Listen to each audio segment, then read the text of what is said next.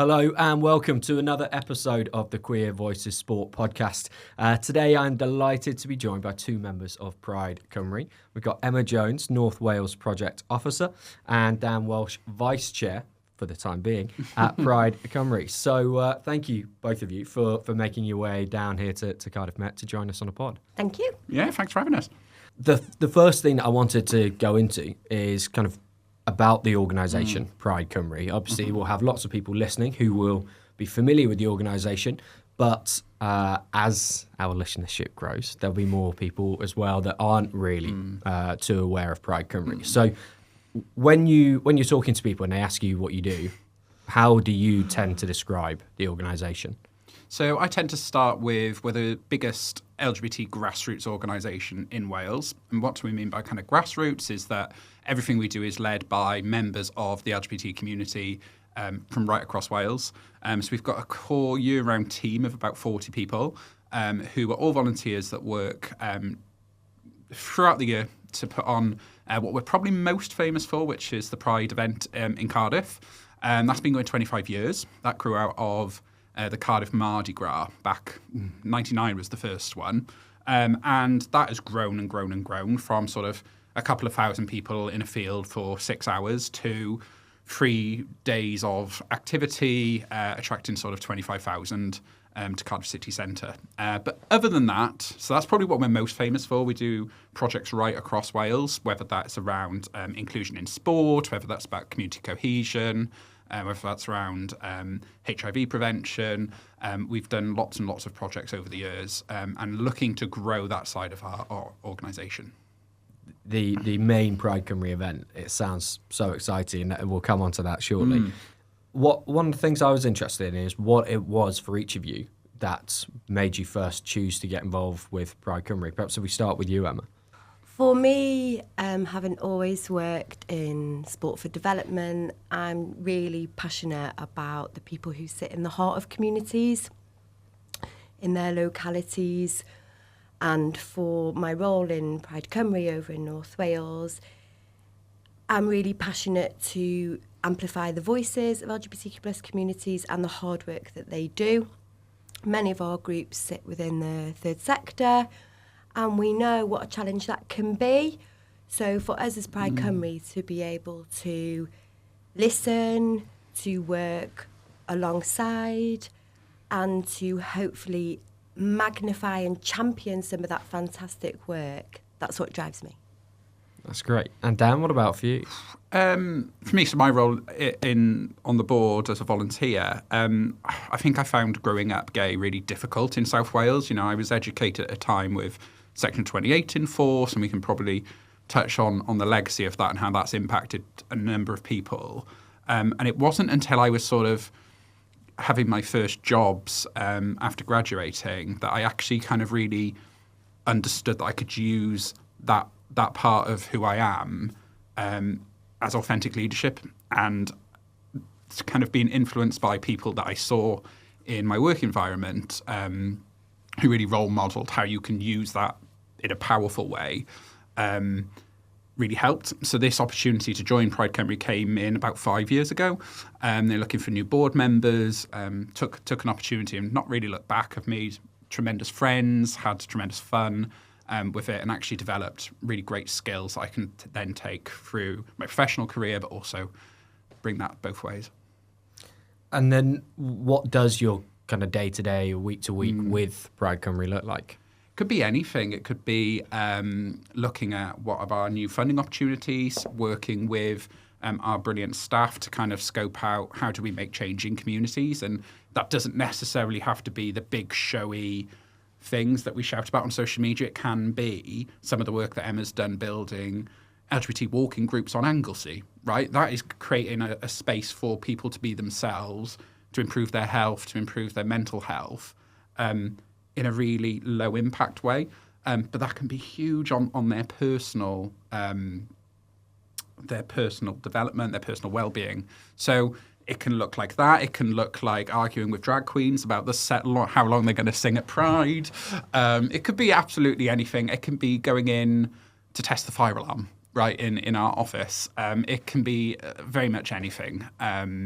And that's what I really value, is I'm picking up loads of skills and experiences I wouldn't necessarily do that I can then take to other roles that I have. It takes a brave person to argue with a drag queen. So, I mean, I think It does, yeah. that probably stands as testament to the skills that you're bringing to the role and why you've ended up as vice chair at this point in time. Is that how you came in, as vice chair? Or? No, so the board was in a bit of change, just people being involved for a long time, and you can't do it forever. It's quite a lot of time commitment, and so I'm looking to take over as chair over this summer from our previous chair, Jan, who's been leading the organisation for 6-7 years. And again, I think just that change at the top is healthy. Different personalities, different ideas, but also different stamina levels, right? At this point, when you've done 7 years, it looks very different to how you look as you come into something fresh. So there's a board of 4 of us that are drawn from all of us part of the LGBT community from right across Wales. And we kind of steer the strategic elements of the organisation and work with our volunteers and our staff to kind of how do we take our vision and our values and apply them throughout Wales. And then, Emma, how does that compare and contrast with your role that you're involved with? I wouldn't dream of arguing with a drag queen. Absolutely not. For me, my role in development and cohesion over in North Wales is the whole essence of that is around collaboration and partnerships. So I see myself very much as a middle person, hearing the voices of groups of people, maybe sharing that, so perhaps between the sports sector and the public sector or third sector, statutory services. It's really important that we work together now more than ever. And that can look like anything from playing football on a field to policies. Varied, like Dan. And I think that word about being adaptable and having to move along with the times is really important, that we recognise the political agenda right now. Things are changing quite dramatically and having a significant effect on LGBTQ plus people, perhaps on their mental health and well-being. How are we ensuring that we're keeping people safe with our policies, but also how are we having that positive social action to continue to do the great work that the people in our communities are doing? How can we sustain that? How can we profile that, and how can we learn from that? So a large part of my role is around education. How do we educate each other? People talk a lot in the world of EDI, so equality, diversity and inclusion, like it's a linear task and finish process. It's a continuous development, personal development, educational journey, society, learning from others. So for me, it's just really important to keep talking, but to keep listening, to keep being genuine, to keep being authentic, and to keep listening. I think so much of what our community sometimes struggles with is talking in the abstract and actually speaking about those big vision and emotive things. And sometimes you just need people to do stuff. So we can talk about inclusion in sport, but actually you need someone to say, right, and this is when we're going to do it. We're going to go to this football field. We're going to have this club. This is the equipment. That stuff matters. It's sometimes we just need to do it. There's so much talk. And Emma's role, I very much see, and what she's been great at is pulling people together and going, just do it. Just do it. Here's the stuff. Equipment's the problem. Right, here's the equipment. I've got a great contact at the FAW. Here's the footballs. Here's the corner flags. Here's everything you need, right? And I think that's where having funding, and we've got some amazing funders to enable us to work with Emma matters, right?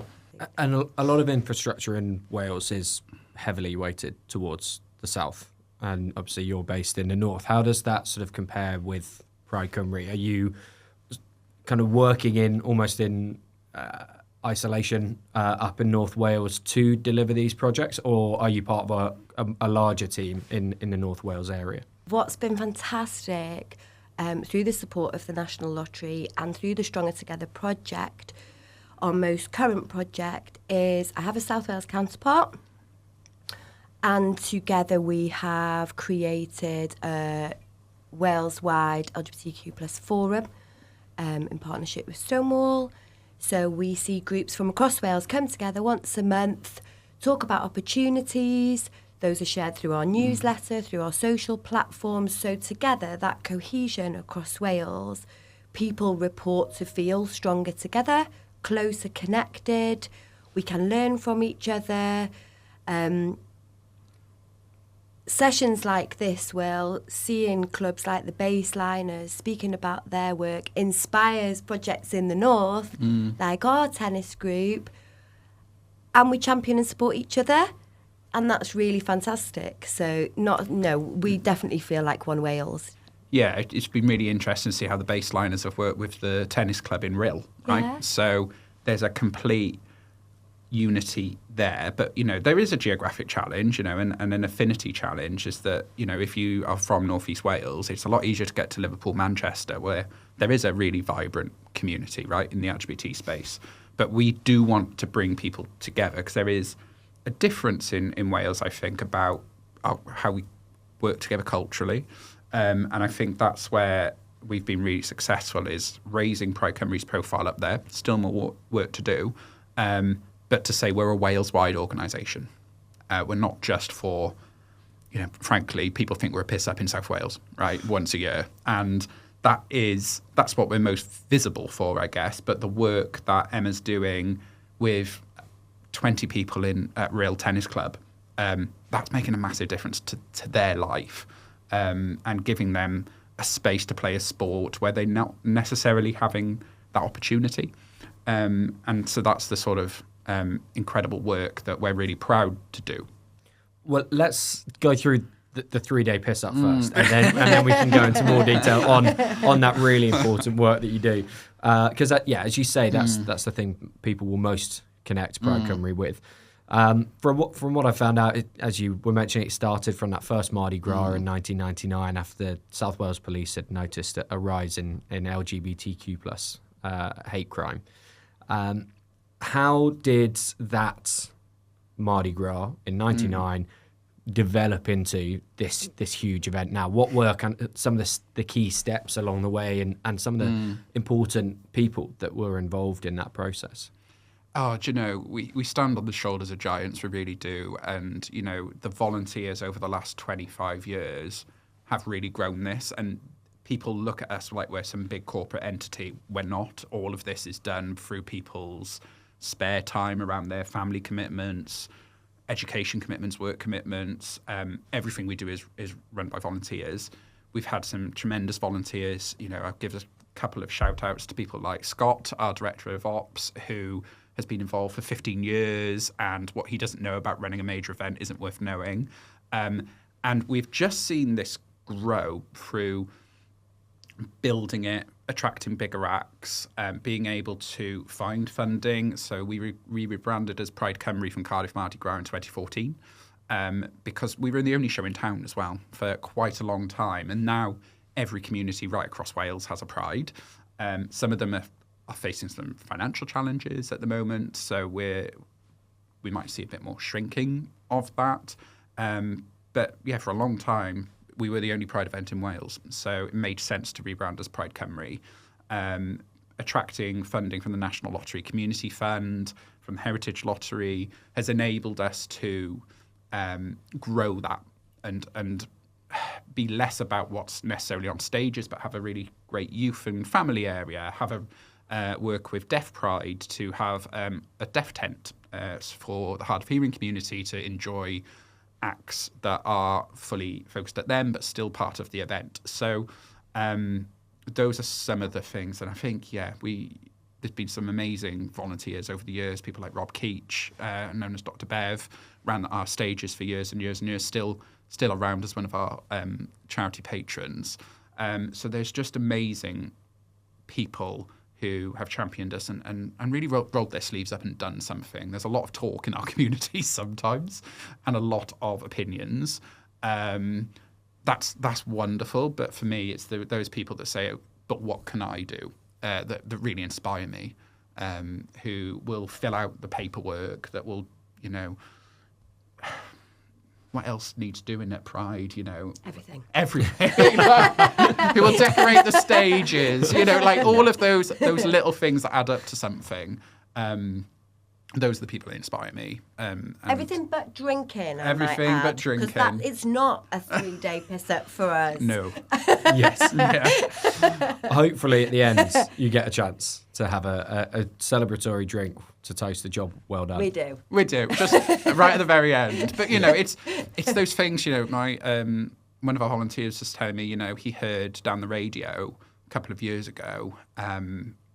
The scariest thing he ever heard was, okay, we have just been told there is an incoming machete attack coming, and to the event. Yeah. So police told us, we've had this quite serious intelligence come in. It's a credible threat. What do you do then? And that's a volunteer making that decision in consultation with professionals, but ultimately carrying the can for that. And that person inspires me to remember that actually what we do is contested, that not everyone, it isn't this big 3-day celebration piss up. There's actually a serious element to it. Luckily, nothing came up. Police did their job. But we have to remember that, we're putting on a major event, and, you look at things like what happened at the Manchester Arena attack, and these are things that we have to plan for rigorously, because it can happen. Yeah, it really can. I mean, I think we probably all have had those conversations with people who almost see Pride and the LGBTQ plus movement as ticked off. That's done. Equality's been achieved. Mm-hmm. No one has an issue with you. So why are you still needing parades and events and stuff like that? But hopefully, one of the small positives of the changing political climate you were talking about is that people are becoming more aware that it is still very much a contested thing to be proud, to promote the community. I think we got a bit complacent. I think we had same-sex marriage in, 2014. The UK was the number one on the Rainbow Index, was the number one best place to be LGBT. We've fallen right back on that index. Malta is now the best place to be LGBT in Europe. It is a nice place to go. It also as well. A great place to go. The Maltese Tourist Board here. If they're listening, we'll live a free holiday. Yeah, if they want to sponsor the podcast, I'm happy to do the podcast from Malta. Great, that'd be fab. We'll get you back on. Yeah, great. Deal. I've lost my train of thought now. But I think we have got complacent. Yeah. I really think we have got complacent. And we have seen... we look at Theresa May's government was doing a national LGBT survey around healthcare, people's attitudes in housing, and now we're seeing increasing transphobia, I would say, through the media. And I think it's very much, it's something I can identify with, understanding the history of where the gay movement has come from in the 80s to seeing now what's happening and seeing the same sort of headlines, but just substituting gay for trans. And I think that's really a worrying trend. Obviously, these are people's lives in 2025 that are being contested, really. And yeah, and used as a shocking pawn in a wider political game where the aim is actually just to shut down anyone that is seen as another.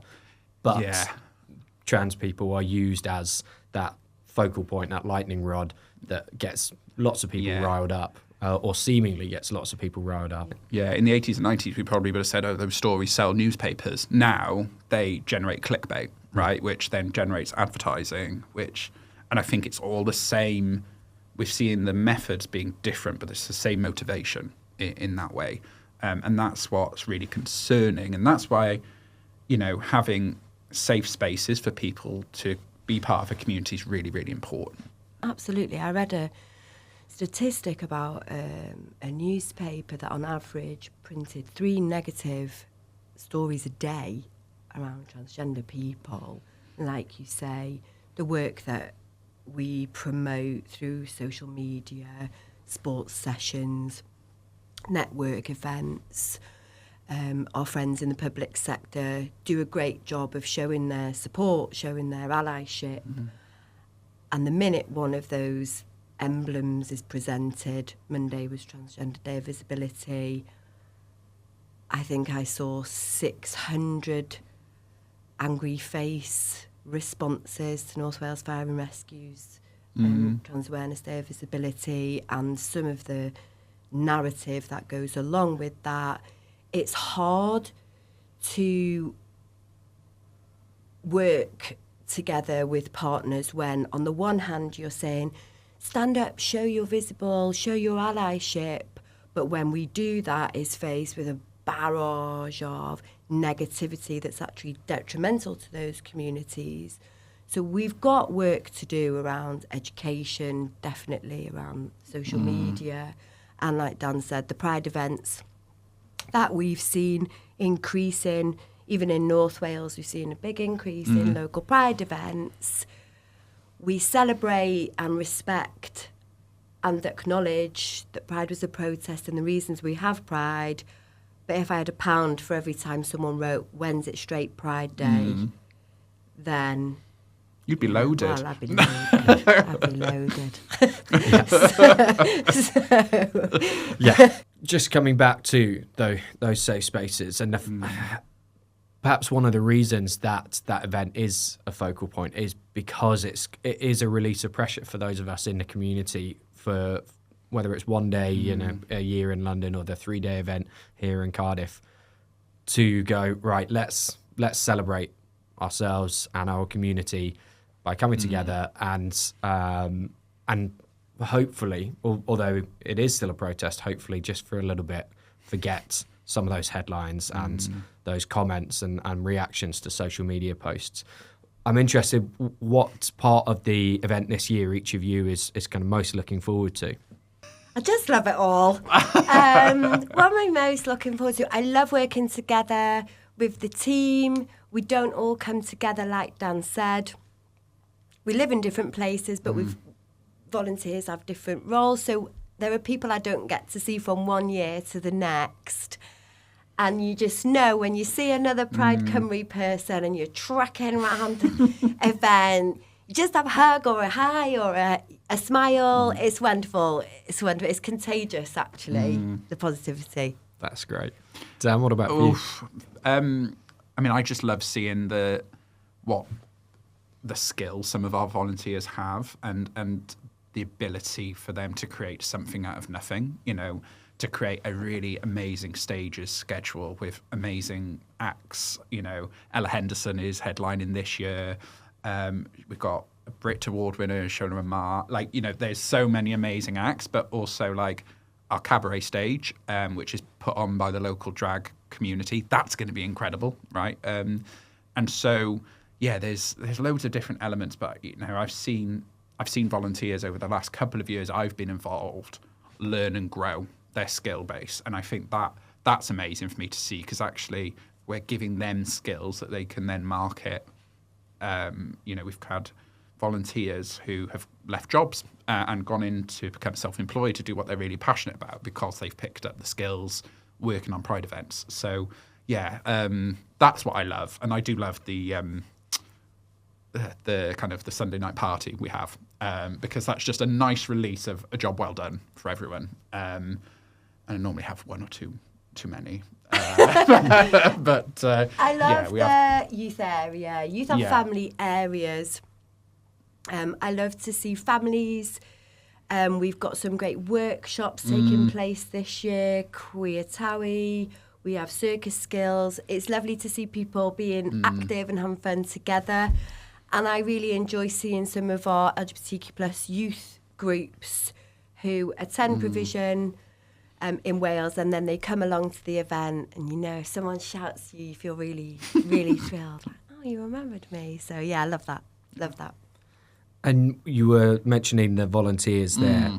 how can people that are passionate about supporting the community and want to make a difference, how can they get involved with Pride Cymru as a volunteer? So check us out on the website. So we're really dependent on people on our what we call our core team. So they're the 40-odd people that will look after a different area of the event. But then we are also looking for people who don't necessarily have that time commitment to volunteer as part of our access team on the day or part of stewarding. Those are all really important things to make the event. So we normally have around 120 volunteers just on the day. So it's a big operation. But, if lots of our team started off as on-the-day volunteers, joined our core team, now run entire parts of the event. So, Lee, who runs our markets area, started off as an on-the-day volunteer, has grown through the roles, and now does an amazing job pulling all of that together. So there's loads of opportunities for people to get involved. But, yeah, check us out on the website, and we'd love to have anyone that kind of shares our values and wants to kind of step up and get involved. And we met at the Pride in Tennis Cup in Newport through friend of the pod, James Sponson. Yeah. How important is sport in the work that Pride Cymru does? Sport changes lives. Sport has such a positive impact on not just social change, but on people's lives. Sport is very much around that social element as well as being physically active. I think definitely for younger people who are more and more aware of the impact of sport on mental well-being, we talk a lot about inclusivity in sport, barriers in sport, and we talk, and people like Pride Sports who have done so much research and insight in this space, who we can only learn from. Now is the time for that positive action. So, yeah, sport is absolutely instrumental in society. People like James, listen to James's podcast speaking about people's space in sport. Where do I feel most comfortable? Where can I be my authentic self? We speak to those governing bodies of sport, our sports partnerships. And for some reason, we're still not able to just, like Dan said, just do it. I'm not sure why that is, and I work in sports development. There's a lot of anxiety for folks about people report, I'm scared of saying the wrong thing, I'm scared of getting it wrong. We can do that through education, but I think what's really important, Will, is that active allyship. Actually, everybody's welcome because nobody owns sport. So maybe the club might not be a right setting for me, but if I've got a group of friends and we just want to go for a walk, we can do that and maybe connect to people like me or Lou or people in this space, look at funders, and if we want to sustain that more formally, how can we do that? So everybody has the right to access sport and physical activity. I think that there is a rhetoric around a barbed wire fence, when actually the great work that happens here in Wales, all the people you've had so far, Will, we have got some fantastic clubs and organisations, and check them out, learn from them. I learn from them all the time. What are some of the considerations perhaps that we need to share so we know changing facilities? If I had £1 for every time someone asked me about toilets, I would also be rich. It's not that deep, it's just a loo. But I think that people are anxious around sport when really it belongs to us all. It is part of our hierarchy of needs to be physically active. So I hope that answered the question. I mean, so for us on the wider level at Pride, we want to champion the LGBT community in Wales. We want everyone to be able to live a happy, fulfilling life. And at the moment, we know that actually, I mean, there's a great quote from NHS England's National LGBT Advisor that said, the evidence that LGBT people have disproportionately worse health outcomes is both compelling and consistent, and that was around their physical but also their mental health. So Stonewall in 2018 found that 1 in 8 LGBT people had attempted suicide, that was 50% of trans people. So 1 in 2, that is a depressing stat. And then 50% of LGBT people had experienced depression. 3 in 5 had experienced anxiety. That is like, that shows that we're not there, right? And we know that sport and exercise is really good for people's mental health, their physical health. We know that there are clear links between poor mental health and people's increased risk of things like cardiovascular disease, even the risk of things like stroke and cancer. That can all interrelate. So really, we know that we need to create better places for people to be more active across all the different identities. LGBT Foundation found that all LGBT people are more likely not to be active enough to maintain their health as opposed to heterosexual members of our society. So actually, we know there is evidence there that says LGBT people are not yet active enough in sport. And you think about things like role models, and they're all relatively new, actually. You know, you think about football in particular. Justin Fashanu was this big thing, and then we had years of there's no one out in sport and no one out in football at the elite level. It's a relatively new phenomenon. And so that's why it's important to us, is that if there are these statistics, there's still more to do to champion the community in Wales and across the UK, actually. I think that also, as well as that being physically active and making friends and having a great time, there's those wider social outcomes around things like volunteering, around job opportunities, access to other support, for example, mental health support, or there could be a range of connections to other services where LGBTQ plus people seem to be more socially isolated.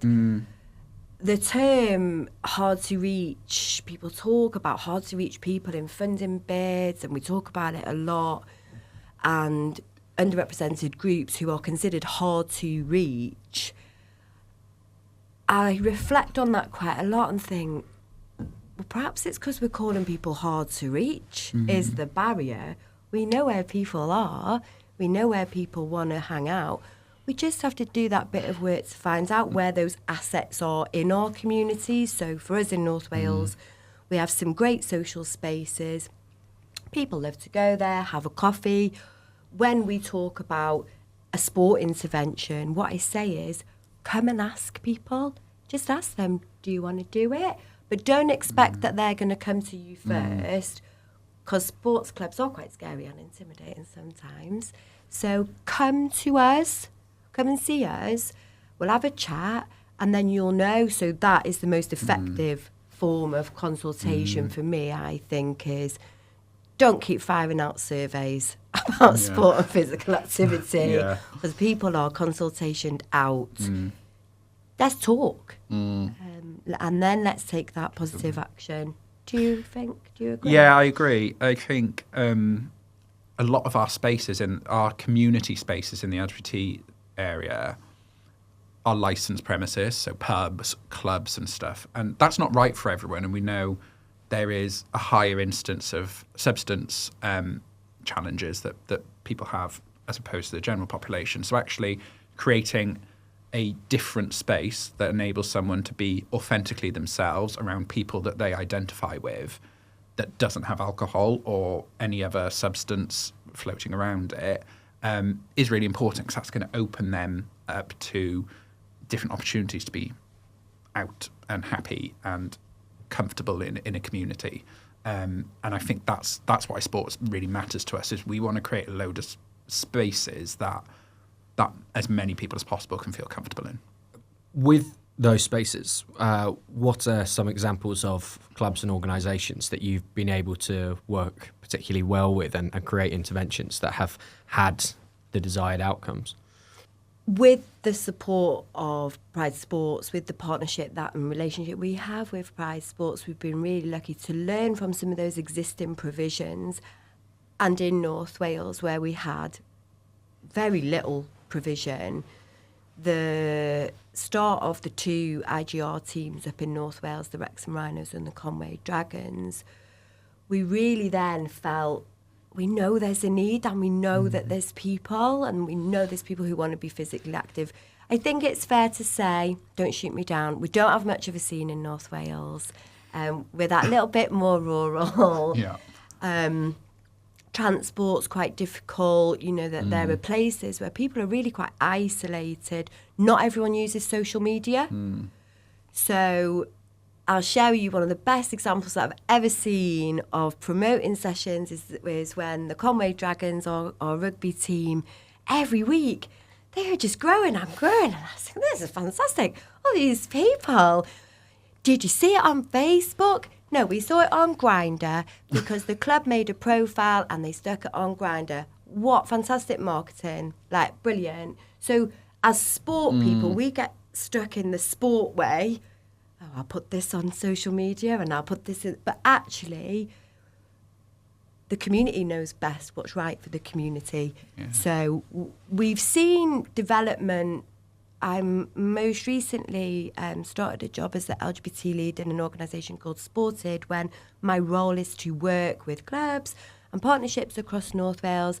So I've really been reaching out saying, come on, like, come and let's talk. Let's get rid of some of that anxiety, some of that concern that you're going to say it wrong. Because guess what? All of my friends here are saying, we know when you're being deliberately unkind and when you've just made a mistake. So once we have those conversations, sport's pretty scary as it is.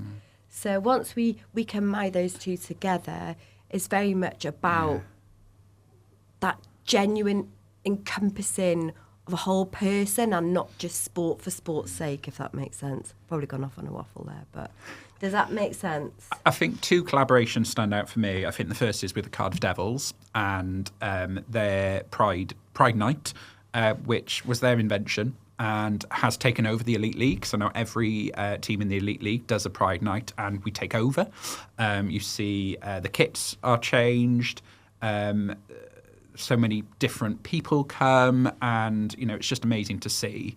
And that is a really visible way of showing that those couple of thousand people that are there, that, hockey is for everyone. And that was pioneered right here in Cardiff. And I have to thank Katrina and Todd and everyone at the Cardiff Devils for that incredible act of allyship, because that has changed the atmosphere. And hockey fans tell us that it has had prompted discussions in that space.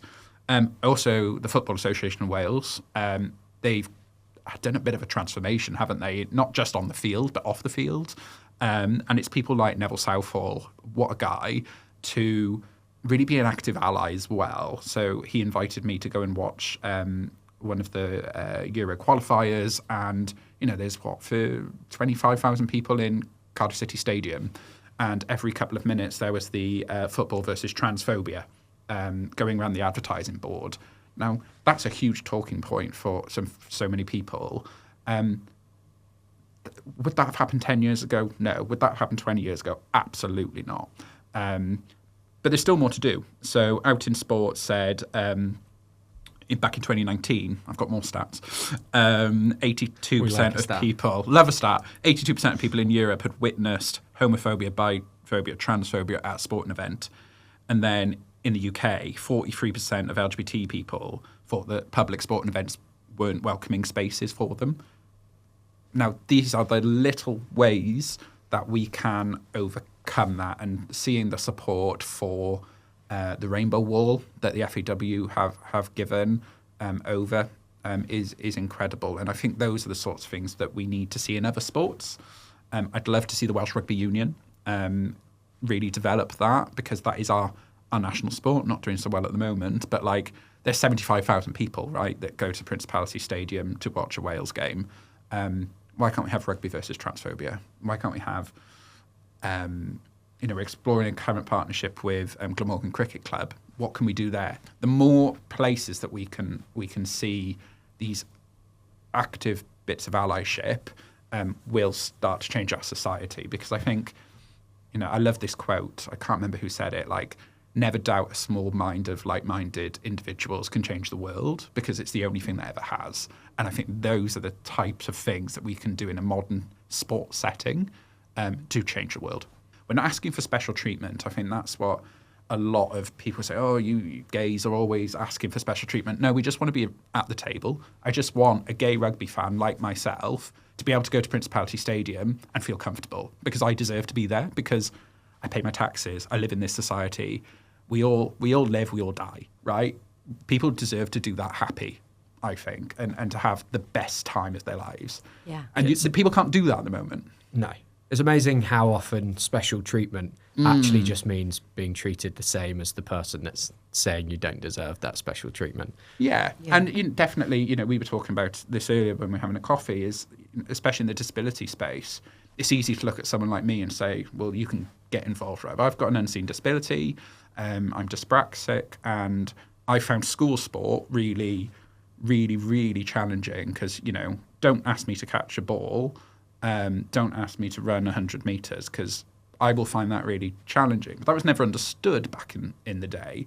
Add to that Section 28 and feeling confused about who I am, and finding that space, the changing rooms, really uncomfortable and really confusing. Thank God I think that has changed a little bit. But actually the legacy of that, and I look at myself and I don't consider myself getting involved in sport, because I've probably still got those hang-ups about that. But, our friend of the pod, Neil, from Cardiff Baseliners, is really trying to get me to go along to the Baseliners, just have a go at tennis, right? And maybe I will, right? But because I feel comfortable that it's going to be with people that I can relate to, and that I'm not going to be bullied, because that's what happened at school. That was horrific, and I've done a lot of work and a lot of therapy to kind of understand that, process it. Someday I might access that. It might not be tomorrow, it might not be next year, but in 2 years I might go along, and then I feel much more included in that space that was probably shut off for me, and part of it was my fault probably, but also that environment should have been understood, right? And I don't think I was alone in that, in the LGBT community, of feeling frozen out of school sport, and that kind of putting us in a mindset of this isn't for us. I think one of the things that LGBTQ plus inclusive clubs like the Cardiff Baseliners, like Wrexham Rhinos and Conway Dragons are showing is that sport as an environment can be kinder, can be more welcoming, can be more inclusive in a way that women's sport has often been, but men's sport very rarely has, to such a wide group of society that you don't have to be queer, you don't have to be trans, you don't have to be disabled to be excluded from sport because of the attitudes within it. And I think as we have more LGBTQ plus inclusive sports clubs and they become better known, you will probably find a lot more straight and cisgender people thinking, well, actually, can I get involved there? Because that's a sporting environment that I don't feel like I will be judged in or othered in a way that I have previously. And people are very perceptive. People understand what the bit that is unspoken, so it doesn't have to be overt homophobia or overt misogyny in a space, right? Or any racism or any other type of discrimination. People pick those things up, and it's more impactful sometimes what isn't said. And that's when people will withdraw from that.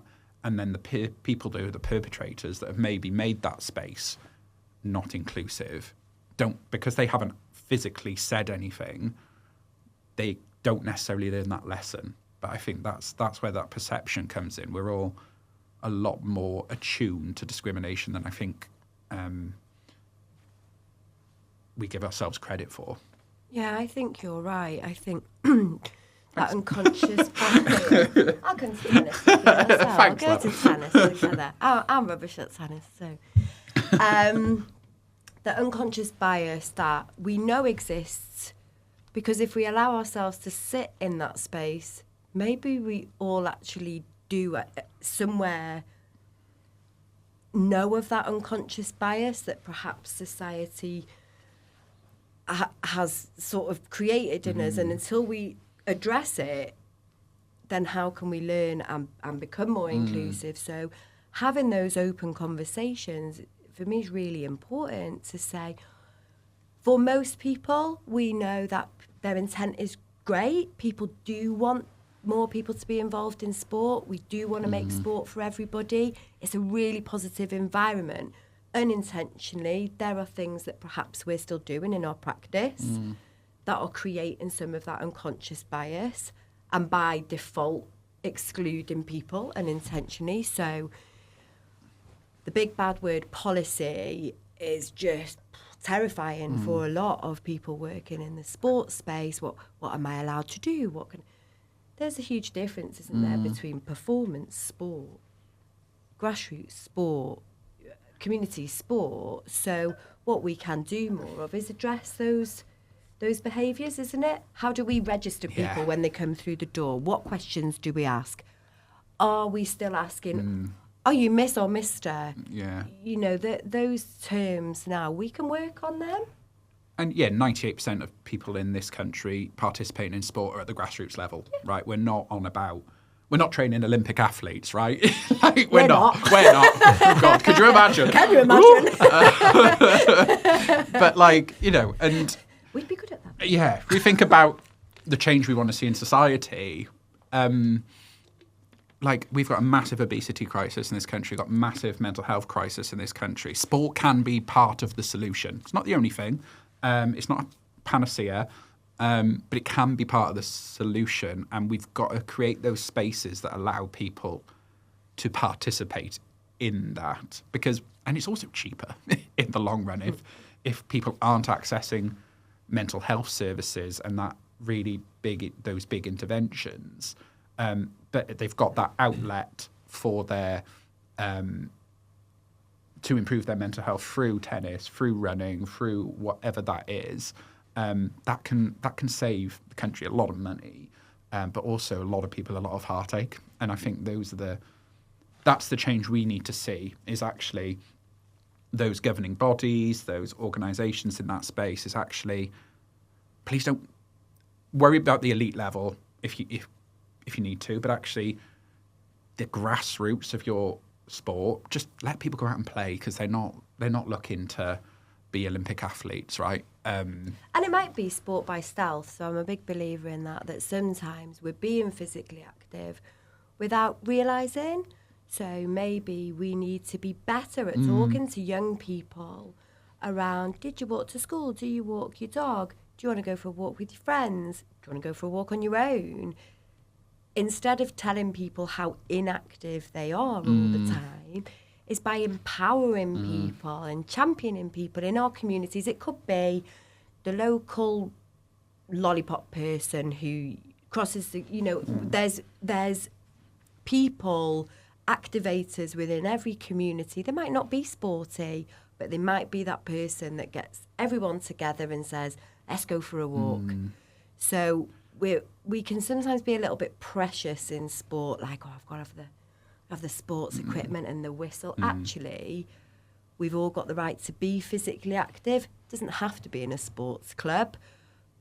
How are we as a society better at recognising that? Because in lockdown, we were all desperate to get out for that walk, weren't we? And no one owned that space. No. And that was the one positive thing that we could do. But then again, somehow it's all become quite restricted again. Like, oh, you can't play here, and do they play there? And you said, Will, people say, oh, why does it have to be this particular space just for this group of people? It doesn't. It's just that because people feel so excluded, they report, well, actually, I just want to go with other people who are kind and like me, where I feel accepted. And that's what we all want, isn't it? You talk about the lockdown there. We had, in the last 10 or so years, we've had two moments where, as a country, we've collectively realised the power of sport. Yeah. The Olympics in 2012 and then lockdown in terms of more related to physical activity, where we've understood the importance it plays in people's physical and mental health and their general well-being. But yeah, that, like you say, there does seem to be that sort of short-termism about it, that it dies off as other things then take precedence again and people forget about it. But on a more positive note, what would you say are some of is an example of a key win that you've had in your role with sport in North Wales in terms of inclusion? In 2021, I think we were involved in a partnership with Disability Sport Wales, and the programme was called Get Out, Get Active. And that was called GOGA. And my role over in North Wales was to get people out and get people active, but in a way that worked for them. So GOGA was based very much on the elements, these key principles around talk to me, ask me what I want to do. It might be walking around the supermarket, tracking my steps. GOGA was a real catalyst for LGBTQ plus community groups in North Wales, for me to earn their respect, for me to say, can I learn what you do? Can I come? What do you think of this? And from GOGA transpired a strong network of community groups in North Wales working together. We've got a little group chat, and we share each other's opportunities, we share national opportunities, but together we have then taken part. We've got some great bocce sessions over in Rill, and those bocce sessions, everybody looks forward to the game of bocce, but we have great partner engagement at that group. We see our friends from North Wales Fire and Rescue, Public Health, Betsy Cat, all sorts of people come along. We all talk to each other, and through that, we are able to share initiatives, campaigns, opportunities to access support. So initiatives like Fast Track Cymru, Keep Wales Tidy, all sorts of opportunities. Sport is that catalyst. We have people that come to those sessions who say, I didn't really used to leave the house.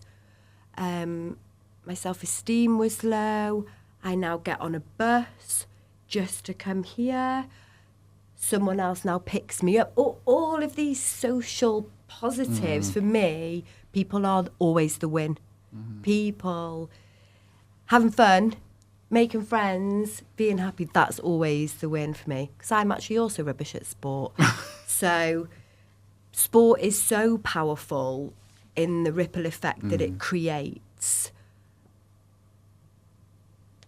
We just need to throw bigger rocks in the pool to say, look at the effects that this can have, instead of saying, this is mine. And have to give a massive shout out to Fee and Nia at Disability Sport Wales, because the work they do with disabled people right across Wales is incredible. And it enabled that partnership to happen because it was about what are their learnings, about working with people on an individual basis, understanding what they want, not just what we say, oh, this is your need. Yeah. I think it's what's that want. Empower that person to tell you how they want to engage in sport, how they want to develop their physical and mental health. And they might need that helping hand to do it, but it's about empowering people to say, this is what I want. And I think that was the strength of that project. So whether it was, there was a lesbian walking group on Anglesey, right, who, they did quite long walks, like 20,000 steps, but like, actually, that is something that is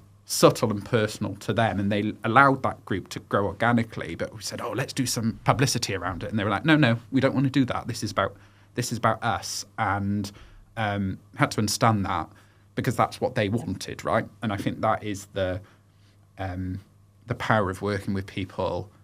Yeah, they're consultationed out, but they do have barriers to entry. So how do we work with them? And I think that was the power of that project, and that is the experience that the team at DSW really brought, and what a tremendous organisation they are. At Disability Sport Wales, inspiring, is very much about nothing about us without us. Yeah. And that is the absolute ethos of the work that we're doing, is how often do we read evaluations and reports about we have done this for this community? We have done this with this community is far more powerful. Yeah. You know, taking away, almost, it's a self-fulfilling prophecy. You're telling people that you're doing it for them, people who you determine to be marginalised and underrepresented. Then we're parachuting into communities. We will do this for you. We need to do this together with your voice at the forefront. If that looks like a walking group, if that looks like... We've most recently developed some croquet sessions over in Conway. Really excited. They're called the Glad Hatters. Soon to start. Amazing. But that's about... We feel that we can play croquet. We feel it's a non-gender defined sport. The clothing doesn't matter. We don't need to get changed. No one's bothered about any of that. We will just come, have a go, and make friends. That to me is the starting point for sport. From there, we may see the next Olympic croquet person watch this space. But I think that for us, it's more about that multi-sport opportunity. Have a go. What can we have a go of? And from there, we might then say, I'd like to join a club. I'd like to join the baseliners. Speaking of multi-sports, there's a big event on the horizon. In a couple of years, Cardiff will be welcoming the Euro Games as the host city.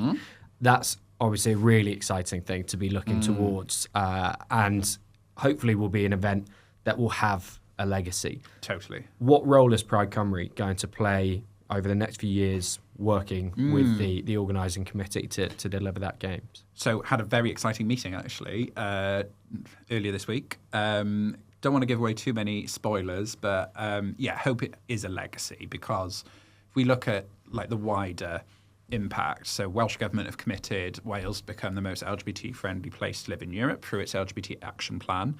This is very much part of that and supports that. But yeah, we're going to have, 5,000, 6,000 queer athletes in Cardiff doing everything from 10Ks all the way through to ballroom dancing. I'm not sure if croquet's on it, paddle boarding, all sorts. Paddle tennis. Yeah, Paddle paddle tennis. tennis. All sorts of different things, right?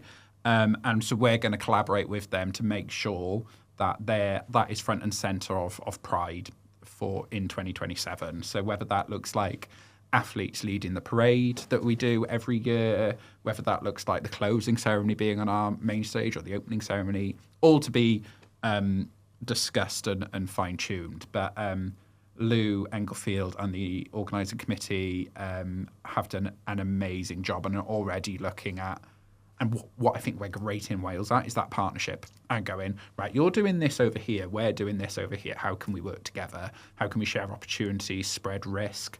I think that's what we're great at in Wales, actually, is that everyone is prepared to kind of go, oh, well, help. I think that's a cultural thing, I think. Yeah, I do. And I think that doesn't matter whether you're Cardiff, North Wales, West Wales. I think everyone kind of goes, yeah, I'll step up to that. I think that's what we're good at as a country. And so I'm really excited. And what a great thing to attract to a European level event to Cardiff. And I think it's going to be a great Euro Games. Yeah, it's going to be amazing. I'm really excited for it, and hope that the pod can help to cover what's going on in the run up to it at the games and they're then coming afterwards. to Pride. Euro Games are coming to Pride this year. They're going to be at Pride this year in our youth and family area to try and engage people, raise awareness of what's happening, and also say to people, do you want to participate? Do you want to be an athlete? Right? Because there's an opportunity for everyone, and that's what's great about the Euro Games is it is people from right across ability, skill, who will participate in those games from right across length and breadth of Europe. So you don't have to be, Olympic level, or we're obsessed with the Olympics on this pod. You don't have, but to get involved, you can be any level of ability to play tennis or or spectate. right? And I think that, for me, I'm a massive sports fan, right? I'm a big Welsh Rugby Union fan. Not so much at the moment, not doing great, but like the women are getting better. The women are doing great. Great, yeah, they're doing really good. But I think there's obviously opportunities to see sports that you might not have seen before, right? As well. So, thinking about ballroom dancing, spectating that might say, oh, I could try and do that. Oh my God, we could do that, couldn't we? We could enter. We could enter. Right, we're going to start training for ballroom dancing, right? Okay. I can't wait. Yeah, I'll give you a 10. Yeah. I'll get on the judging panel. I'll give you a 10. Thanks, Will. Thanks, Will. We've got one fan. Great. One so far. Yeah, great. I'm sure you'll have a lot more than that. God. But there's so many opportunities to get involved, right? And I think that's what's great about having an LGBT inclusive event, is that inclusion is baked into the heart of it, no matter what the barrier to entry is or what that individual person's concern is. I think that amongst the team is their guiding North Star, really. What do you think? I agree. I'm just waffling now. No, I agree. I just hope that we can keep on championing this, keep on shouting out about the power of sport, about the spaces that are there, that are safe, inclusive, so that more people can be a part of Eurogames. Come on, North Wales, you can do this.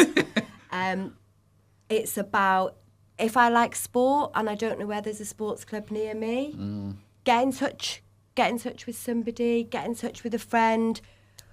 Come and find us and say, this is what we want to do, because there are opportunities, there are ways that we can offer support. Might not be through investment, but we can signpost organisations to spaces where they may be able to access funding to get some of those clubs up and running. So if you like sport and you think there's nothing by me, then you set it up. Like, come find us. That's how I feel about definitely in North Wales. Clubs here like Be Gay Do Climbs have had an impact all the way up to North Wales, where we've now seen the start-up of another LGBTQI plus climbing club. And Where do they climb? They're working together. Where? Yeah. In Cardiff. No, in North. In North Wales, in Indefatigable Okay. and at the Beacon. Oh, yeah. So those two groups have connected, texted each other, shared some ideas. What do you think of this? We learnt this. That's how we grow. Yeah. Like you said, we're really good at that in Wales. We're not precious. No. We say, I know this. Do you want me to share it with you? That is the only way we can keep growing and becoming stronger and spreading that power that sport has got, the power to change society. Yeah. I think it's really inspiring to hear the way the two of you have spoken there, that you're not just looking at the event of the Euro Games itself as the pinnacle of this next few years, that you're as passionate about the work that's going to go in between now and then afterwards as well, in terms of getting the people of Wales involved in sport and improving inclusion and access for the LGBTQ plus community within Wales. That is the key thing. Those events are milestones, right? Like our event, Pride Cymru, it's a milestone in the year of what we're trying to achieve, which is a more inclusive society. The Euro Games is how do we involve, it's a milestone, a really important one, of how do we involve more LGBT people in sport. They're just tools, really, I see them. They're those moments in time, but if they stand alone, they're relatively pointless. So that legacy of that event is basically what it is. The 2012 Olympics we touched on earlier, that was a milestone for what we want to show our country to be in the UK. And the legacy is right through that. And you see it, you go down Cardiff Bay Barrage, there's the Olympic exercise area and stuff. Like that legacy matters. And that's, if these things stand alone, they're a bit of a waste of money. If you ask me, they have to have a long-term impact. And if you're not thinking about what that long-term impact is, you will lose what they're trying to be, and they won't be as good either. Well, here on the pod, we are big supporters of the Welsh Government's stated aim for Wales to become the most LGBTQ plus inclusive country within Europe. And I think that Pride Cymru is absolutely integral to that progress. And I'm sure with people like you involved, you'll do absolutely everything you can to ensure that aim is met. And we'll hold their feet to the fire on it, right? So there are a number of actions that have been taken forward, which are really positive, but there's not always the powers. Some of the powers sit at the UK government level, and we do have to recognise that we live in this external environment that government action can't always change things, and that's why it's important for us as members of the community to take visible leadership and to say, that's not good enough, or this is how we make change, because government can't do everything top down. And I think that's what some people say, oh, the government will change that. Like, actually, no, a lot of our society is influenced by our media, how people feel in their communities. Or behaviours. Or behaviours, right? And so we've got much more to do to hit that aim. But I think having that aim that Welsh Government has is really positive. As ever, it's great to set a vision. How do you then work through that to create that change? But it could be totally different because, again, 20 years ago, we wouldn't have had that aim, right? It wouldn't have even been on anyone's radar. So how do we use that political will to take things forward? Well, lots of work to be done. Yeah, it sounds like loads to the do. two of you are absolutely relentless in the work that you do. So We'll sleep when we're dead. I'll let you get back to holding feet to the fire and to trailblazing inclusion and access for the LGBTQ plus community in Wales and specifically within sport as well. But thank you for joining us on the pod. Well. Yeah. Thank you, Emma. Thank you, Dan. No problem. And do join us again for more episodes of the Queer Voices Sport Podcast on Spotify and YouTube.